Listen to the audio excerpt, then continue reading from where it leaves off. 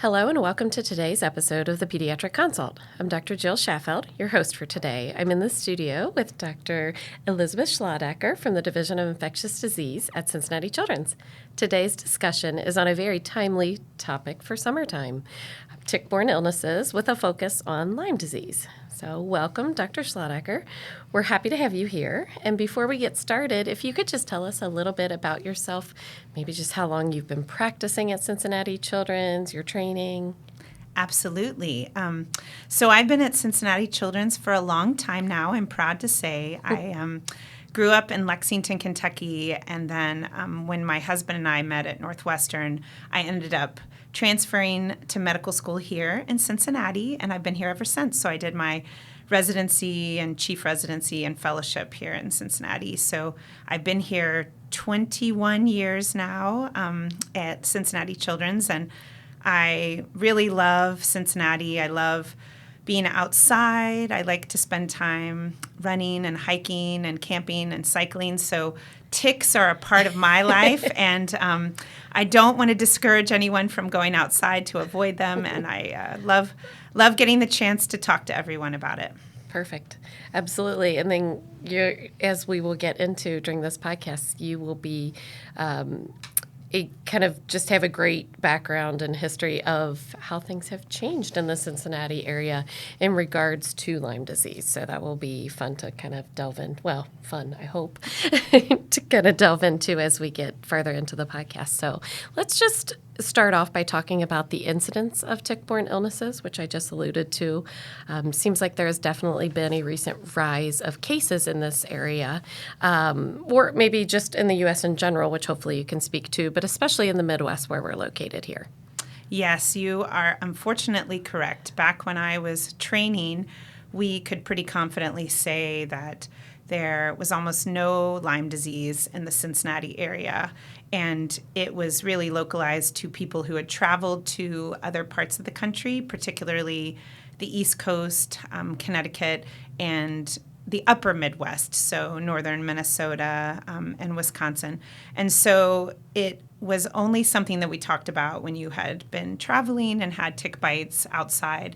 Unfortunately, that is not the case, and it has been spreading mostly from those regions into the Midwest, but we have been seeing it around the country more than usual. And honestly, even though it is increasing in Cincinnati, it is a little bit more so in northeastern Ohio as it sort of creeps down from the East Coast into our area. So the numbers have really expanded quite a lot. You know, we used to only see in the early 90s something like 1 or 2 dozen cases in all of Ohio. And then since that time, it is now over 100 cases a year. Even, in fact, in the last couple years in Ohio, we've moved from 552 cases reported in 2022 to 1,079 in 2023. So really a big jump. But still, in the grand scheme of things, not the most common disease in the whole state, but something that we now have to look out for. And there are lots of theories on why this has happened. There are a lot of them revolve around climate change and how ticks are not dying in the winter like they used to. Okay. So they are able to expand their range, and they're able to survive a lot longer and spread disease.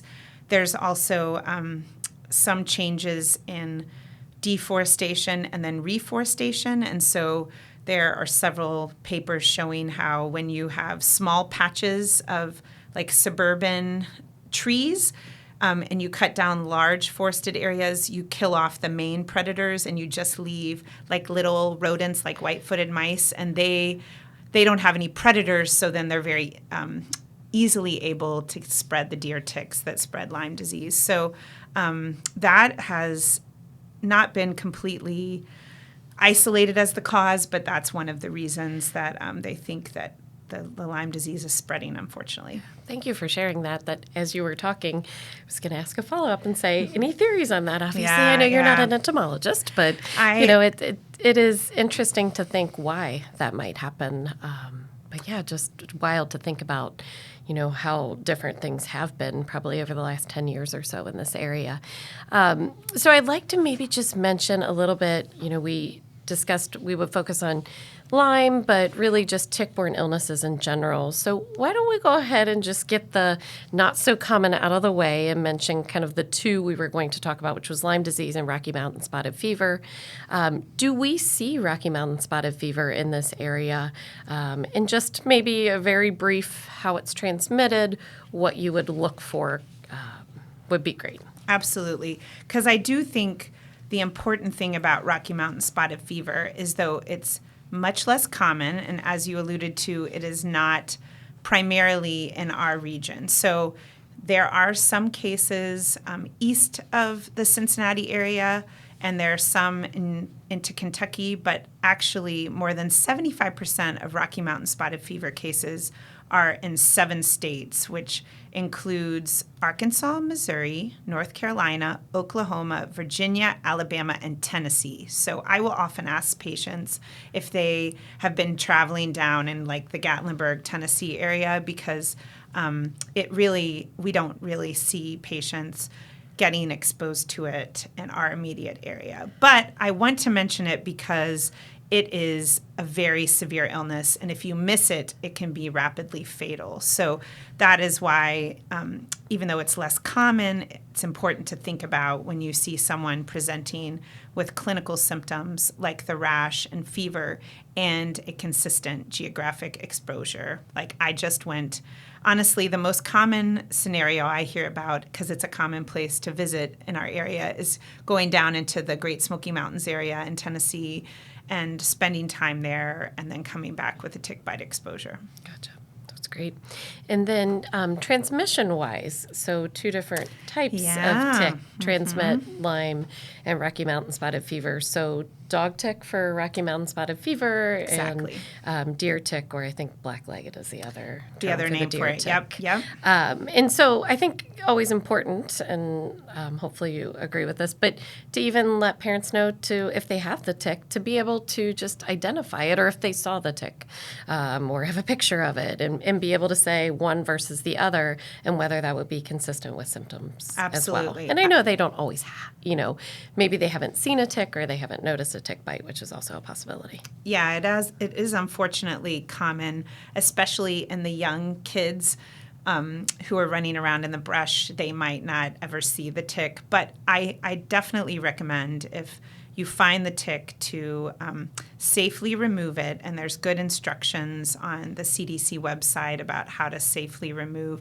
a tick, and make sure you get all of the tick when you take it out, and then to also make sure that you, like you said, take a picture. There are great websites to help identify them, because deer ticks can be very tricky. They're so tiny, and especially in their different stages of development, you can sometimes barely see them. And so it is, I do think it's helpful to be able to look and see, oh, okay, I don't have to worry about this disease because this is not even the same kind of tick that spreads it, for sure. Absolutely. And along the same lines, is there any, I don't know what a good way to say this is, any validity to the thought of engorgement in the tick, more likely to transmit? Is that something that you would ever recommend for primary pediatricians to discuss with parents? Like, you know what, if that tick was flat, there was zero engorgement, we suspect it hasn't been attached as long and it's much less likely. Like, is that a good reassuring thing that we can say to parents? Absolutely. I do, especially if you see the tick early, and that's a great preventative measure, is to, do the usual protective things to prevent getting tick bites, like wearing a safe bug spray that's effective and long pants if you're going to be out in the brush. But also knowing that if you've been out hiking or in the woods, you can look for ticks. My kids, for example, they're older now, so I have them do it mostly themselves. But when they were little, I would check them when they were in the bath that night and make sure they didn't have any ticks hiding, because at that point, only a few hours after the potential tick bite, it is very unlikely to spread disease if it hasn't been on there for over 24 hours. And in fact, that is a lot of the that is one of the criteria we use to decide whether or not you need to prophylax after a tick bite. In this area, we do not recommend prophylaxis after a tick bite exposure in Cincinnati area because the incidence is still very low compared to other parts of the country. But if you just drove back from Connecticut and you found a tick and it had been on there for 48 hours and it was engorged, that would likely be a good scenario to get a prophylactic dose of doxycycline. And thank you for mentioning prevention. That's actually a great thing. Goodness, as general pediatricians, that's exactly what we should be, talking about. And listening to you, I'm thinking, I need to add that to just even my well child checks. And, but talking, like you said, about, especially in areas maybe where you wouldn't see checking the kids after they've been outside or in the woods, in the scalp, ears, that area. When you figure most of the other places, you'll probably notice if there's something there. So you mentioned bug spray, which is great. Specifically, would you like to speak to, type of bug spray in terms of ingredients? I think this is always a good one. I have what I would do, but I'd love to hear from the infectious disease expert. What I actually, I do. Yes, I have strong feelings about bug spray because when I traveled back and forth from Africa and Central America with my kids when they were little, I did a lot of research on it. And we do fortunately have good products out there. I think it's very important to pick EPA, Environmental Protection Agency registered insect repellents, because there's lots of stuff out there right now that is very very inviting for kids. They smell good. They're touted as working, but a lot of them actually, when they're studied with insects, they attract insects instead of the insects like the smell as well. I know, it's delicious. So I definitely would recommend that. Yes, I have, as you probably everyone knows, DEET is not recommended in children less than 2 months of age. So in infants, it's more keeping them covered and making sure, you're checking them after you've been outside. They are honestly much less likely to get exposed to ticks because they're not running around in the brush. So yes, DEET is effective against mosquitoes and ticks. However, my favorite is the Pickardin brand, which is readily available lots of places, and it is equally as effective as the DEET in studies that they've done against ticks and mosquitoes, and it smells a lot better. So my kids are much more likely to wear it, and it doesn't leave like that sticky film, and it doesn't have that strong odor that the DEET does, and it works really well. So it's that Pickardin, it's a pepper derivative, and it is also generally safe in children. There's a third one that's also been approved, and it's that oil of lemon eucalyptus, and that one is only recommended for older than 3 years of age. My kids think that one's a little too strong of a scent. Sure. It's very powerful. I kind of like it myself, but yeah, that one is a little harder to find usually. The Pickardin you can get at a lot of local places, REI and Target and things, yeah. I think there's recommendations for percentage in terms of effectiveness. Mm-hmm. So yes. Is there, I know DEET more than 10%? Yes. But typically less than 20 most? Is it? Okay. Yes. And then does Pickardin also? Is it also? It has. I don't know if I've ever seen it. If it shows a percentage or if there's a recommended. I don't think it has a percentage on it, but there, I think, are only a few brands of it. And so that Sawyer brand is in that safe category. Yeah, I don't think it has a percentage on it. Oh, thank you. Just thought we would touch on that as well. So moving a little bit into when we have the patient come in, oh my goodness, they've either had a tick bite, parents have found a tick. How should we assess these patients, like specifically as we're looking more towards thinking about Lyme disease, timely for the summer? What would you say are the first signs and symptoms that we should look for as general pediatricians for just first signs of Lyme disease or early on? Absolutely. So the good news is that a lot of children have the typical rash of erythema migrans. So it starts out as that bullseye rash around the tick bite, and then it can disseminate and you can have multiple erythema migrans lesions over the body. The other parts of it can be a little less specific. So flu-like symptoms like fever and myalgias and just not feeling great. And that can make it a little bit more tricky if you aren't aware of a tick bite exposure and you don't have a typical rash. That can make it a little harder to make the diagnosis, which is, again, I think it comes back to prevention and making families aware of preventing it so they're not put in the position of having to guess and wonder if there's any chance their child could have been exposed to ticks. But I would say for the big message that that the Red Book and the CDC and we in ID want to get out is that you don't need testing to treat. It is a clinical diagnosis and a geographic exposure. So if you are a kid who has a rash and you have some woods in your backyard and you play outside, then the safest thing to do is to go ahead and treat if you are concerned about Lyme.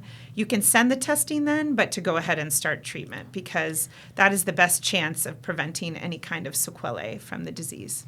And two things. One, with the erythema migrans rash, percentage of kids with Lyme that have that rash is pretty high, even though there's a significant amount that we need to be aware, like you said, may not have that typical rash.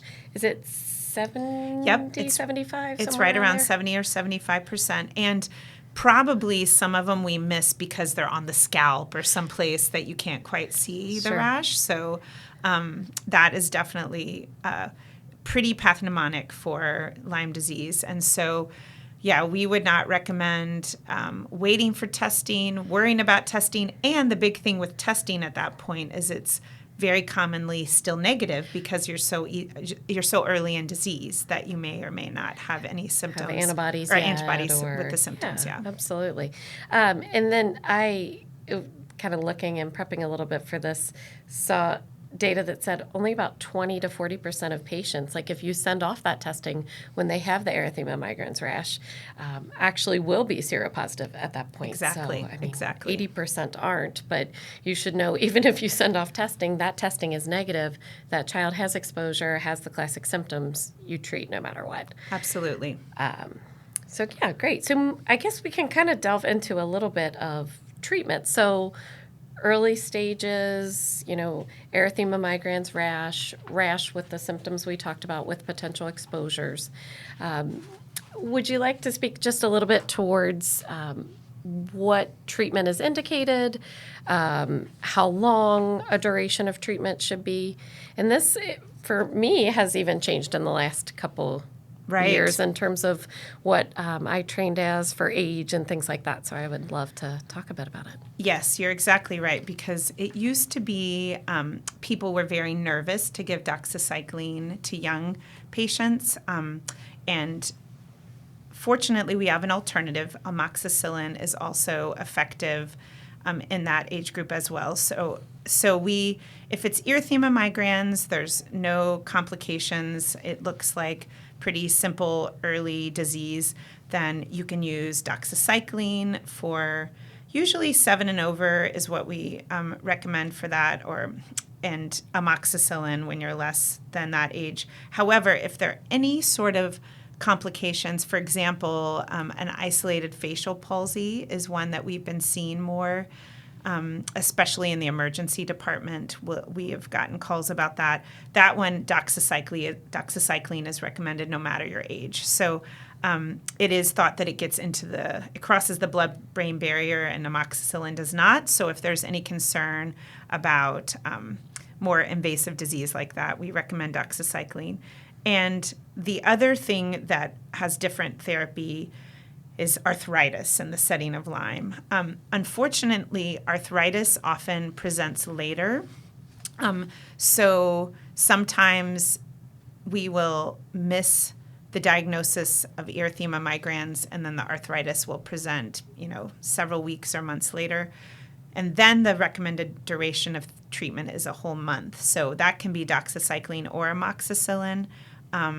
And we have seen several of those cases in the hospital, and they do very well once we kind of figure out whether or not it's associated with Lyme disease. They usually have positive antibodies at that point, too, because it's later in therapy.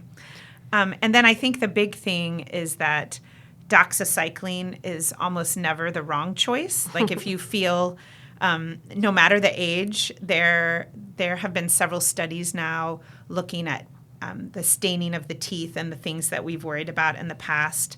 And especially for those shorter courses, like the 10 days for early disease, it has not been associated with any long-term adverse reactions. And so, the usual doxycycline things, we have to remind people that you get a very bad sunburn, and then you have to make sure you drink it with water, a lot of water so it doesn't get stuck and cause esophagitis. But in general, we have found it's very effective, and if you have any concerns that it's more significant disease, doxycycline is a good choice.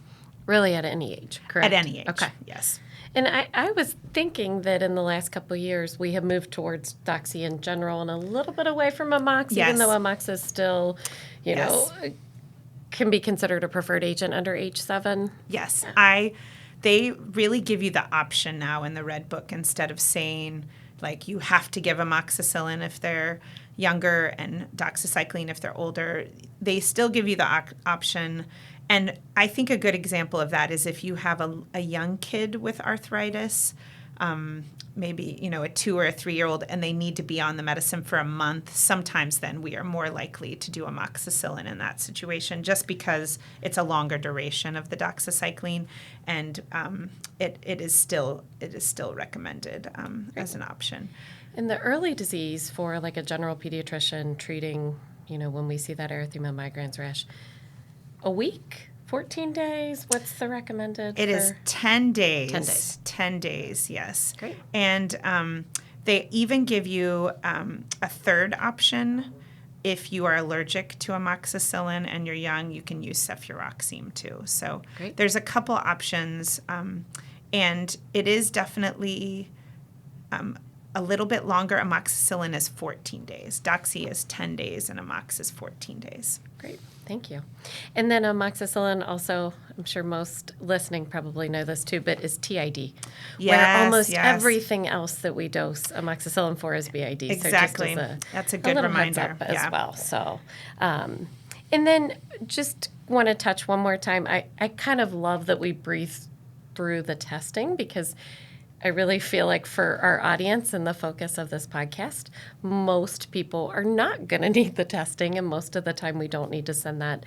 But in the rare circumstance where maybe we're seeing a child coming in with maybe some fatigue or some arthritis type symptoms, and we do want to go ahead and send testing, what would be the recommended Lyme testing if we do feel like it's been more than a couple weeks and we're seeing some, later symptoms that may be arising? Right. So I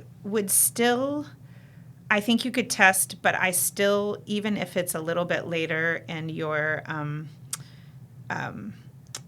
if they're still ill, if they're having fever and arthralgias and they have a plausible exposure, I would still start treatment and then send the testing, because again, I think you can get behind the 8 ball very quickly if you are waiting on testing. But yes, the testing is a 2-step test. And so almost all of the tests start with some sort of band, so enzyme immunoassay that looks for a specific number of bands seen with Lyme disease.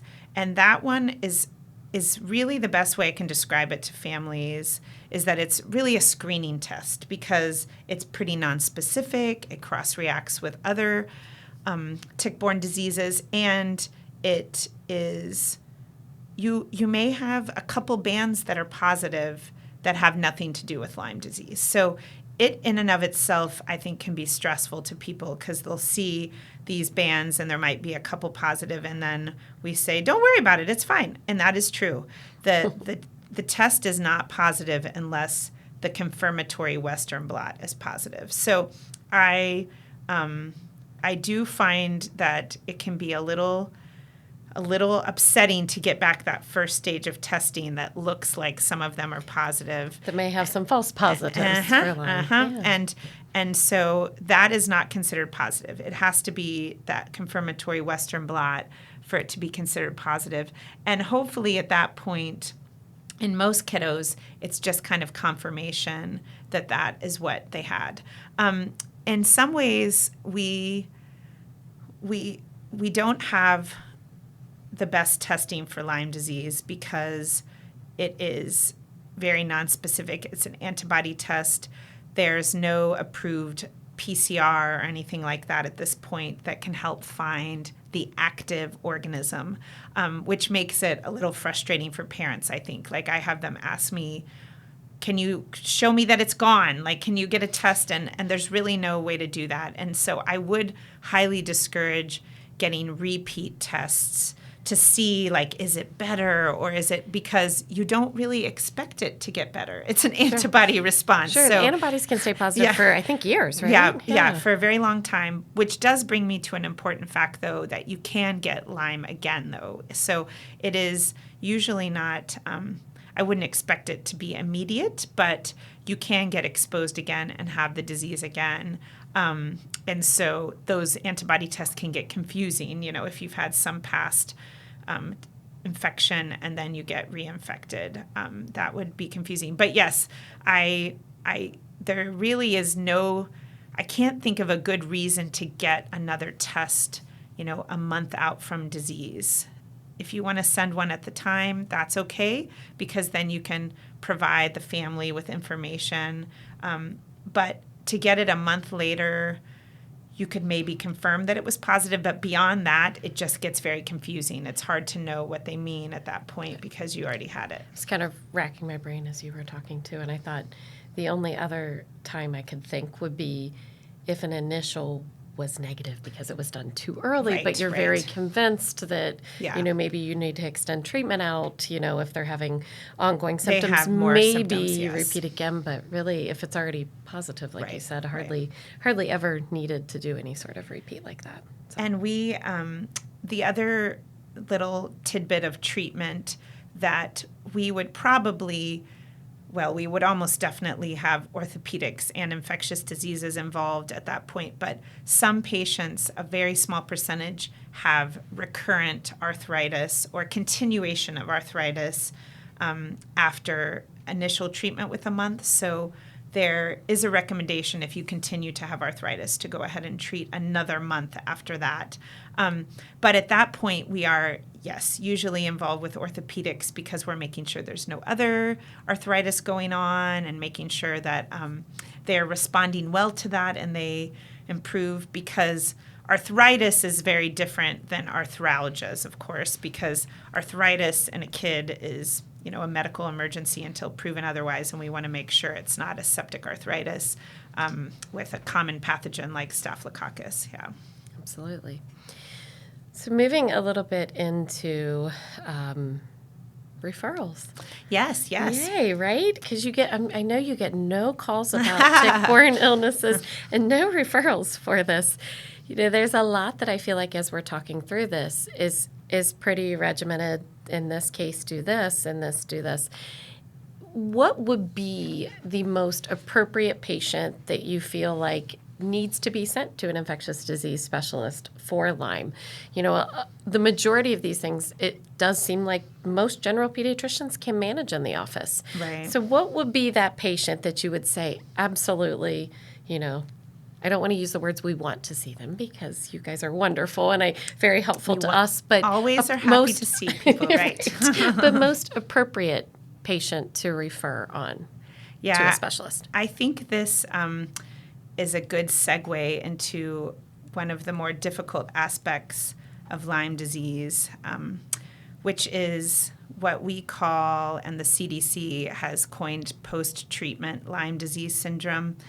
And I think in the general public, the term chronic Lyme disease is sometimes used, which we think is inappropriate because it really is not a chronic infection. These are lingering symptoms that have occurred after appropriate treatment for Lyme disease, and it is common with other diseases too. We've seen that a lot with COVID, and of course in the past we've seen it and continue to see it with Epstein-Barr virus and things like that. But it is not well understood, but there is a very small percentage of patients, probably 10% or less, who do seem to have some lingering symptoms after they have been treated for Lyme disease. So there's some clear situations where I think infectious disease definitely wants to be involved. And I mentioned that previously, the treatment of arthritis that is lingering. I actually usually work alongside my orthopedic colleagues and my rheumatology colleagues because arthritis can be a bit more prolonged. I would say in the majority of cases we've been seeing the children do very well on the month of therapy and the symptoms resolve. There have been a few cases where we've had to give them a second month of therapy and they've gotten better then. But there's a very small percentage that continue to have some pain for maybe a few months afterwards. That's usually the most common duration. And the therapy at that point is no longer antibiotic therapy. It is presumed that any sort of pain or arthralgias are due to the potential injury that occurred during the active disease, and now things like physical therapy, sometimes rheumatology helps us with particular medicines that can help with the pain. And again, those patients that we've seen have done very well. So even with some of those residual symptoms, most do resolve over the next few months. So that's good news. I think the bad news is, of course, there's still a group of patients that present and have some things like fatigue and aches and pains, and we're not 100% sure what's causing it. So we certainly recommend thinking of other causes for that because it would not be likely in all those situations that Lyme would be the cause of it, and I wouldn't want to miss other things because we were blaming Lyme. But we do frequently see that these kids get better with things like physical therapy and return to activity and some of the good old-fashioned symptomatic care that we talk about a lot in infectious disease clinic too. I think certainly going back to Rocky Mountain spotted fever, that one is one that it usually bypasses us in the office and goes straight to the emergency department. Absolutely. Because they are they're usually fairly ill and need to be treated in the hospital. Lyme disease, most, as you said, do not need the emergency department. They don't need infectious disease referral. A lot of the times, we are happy to have a conversation about it via Priority Link and trying to decide whether or not to go ahead and treat. And I think most of the time, if the symptoms are present and we think that there's a plausible exposure to ticks, we say go ahead and treat, and that's a good choice. And then, of course, as mentioned, if the patient has any concerns for a swollen joint or arthritis, they should go be seen. I've actually discussed that with my orthopedic colleagues, and they also agree they should all be referred for evaluation to see if the joint needs to be tapped. Sometimes they will evaluate and decide that it seems more consistent with Lyme disease and it does not need a joint tap, but again, they need to rule out and make sure that it's not a more significant arthritis.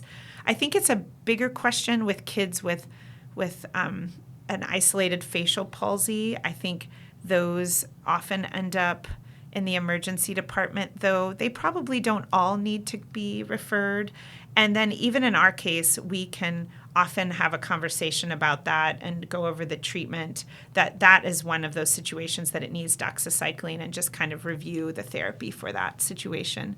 I think the complicated part for everyone is that we just didn't have to think about it before. Sure. Absolutely. And even for us in infectious diseases, I think I've been dragging my feet for a little bit. Like, I don't want to, Sure. I don't want it to be here. I don't want it. Absolutely. And so just keeping it on your differential and thinking about it, I think, is the most important thing. Absolutely. And I think, what came to my mind as you were speaking was, for us, just the education as general pediatricians being that first person that parents may see with this, even if they are having post-treatment symptoms, like we did, we like to call it, to reassure them that the vast majority of kids, even that have progressed or not progressed to, but are having some arthritis from the initial infection, they do wonderful. Right, There right. is a really good recovery rate, that there shouldn't be a focus that this is going to be some lifelong thing, Right, that I right. feel like there's a lot out there,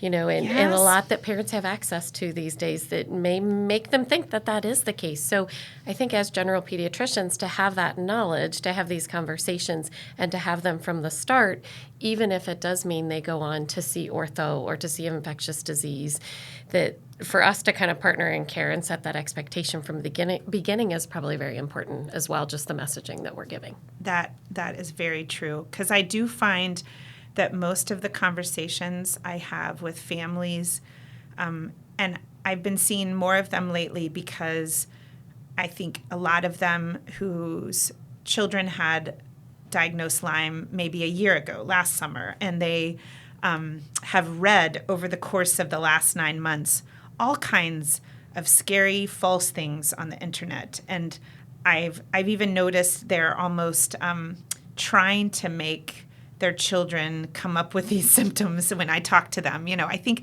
they're just nervous. They've seen all these things online, and I've tried to reassure them. I can't fight everything on the internet, of course, but I've tried to encourage them to read like the CDC's webpage online, which I think is very reassuring and clear and explains it both to providers and to parents and family members that, some of these symptoms are a normal part of being a 13-year-old and starting 3 new activities, that their fatigue is probably not from the Fatigue Lyme. and muscle soreness is It's probably not very from common. the Lyme that they had a year ago, and I do think it's hard that there's so much out there that is telling them the opposite of that. And there have been quite a few studies now, and they're cited on the CDC website, of treating people with those later symptoms again and seeing if they make any sort of difference. And multiple studies have shown that it does not do any good. And if anything, they have shown that it leads to a lot of adverse events associated with unnecessary antibiotics. Absolutely. Because doxycycline is generally safe, but there are a lot of inconveniences and adverse events associated with doxycycline. And even worse, there are providers out there who set up shop as Lyme literate doctors, and they are sending tests that are not FDA approved, and then are recommending, IV therapy and PICC lines and things like that Wow. definitely are associated with some adverse events. So I try to encourage them that, even if we were to try another round of doxycycline, it's very unlikely to provide any benefit, and if anything, it might cause some harm. Absolutely. So before we wrap up, I do want to touch on one thing which, I never thought I'd be asking this question, but in the last year, I have definitely had some parents come in and say, we have the tick and we'd like to send it off to the lab. And sometimes I'm going, what lab does this? But for testing of the tick to see if the tick has Lyme. And so we've received just in our practice, some phone calls back that say, yep, we sent this tick away. The tick has Lyme, which obviously makes the parent very nervous. So what would be the best kind of verbiage or messaging to give the parents. I mean, I think the obvious would be like, you don't need to do that. Right. But, yes. But most who are already thinking in that sense probably may still want to have that tested, or they feel like, if it's negative, even though it may not be reassuring. Right. So what would be good as general pediatricians when we hear parents say, oh, I'm going to send that away for testing? Or if that comes back positive, right. What is the best course of action? Yes, that is a very good thing to bring up, because I do hear about that now, and there are services offered to, send out and check the ticks for different diseases. So I think, yes, you're correct. The short answer is that it is not recommended. But the reasoning behind that is that it can give you a false sense of worry and a false sense of security, because if it comes back positive, you're, of course, very concerned and worry that the child got the Lyme disease. However, there's no guarantee that that was actually transmitted, or that the child actually got Lyme disease from that tick. And if it comes back negative, that also is not 100%. And if you have one tick bite and you found one tick, who's to say you didn't get other tick bites that did have Lyme disease? And so it really doesn't connect with the patient very well. So it is you're getting information, oh, this tick in the environment has Lyme or does not have Lyme, but it doesn't really show you one way or the other whether or not the patient has it. So it does, I think, as we mentioned earlier,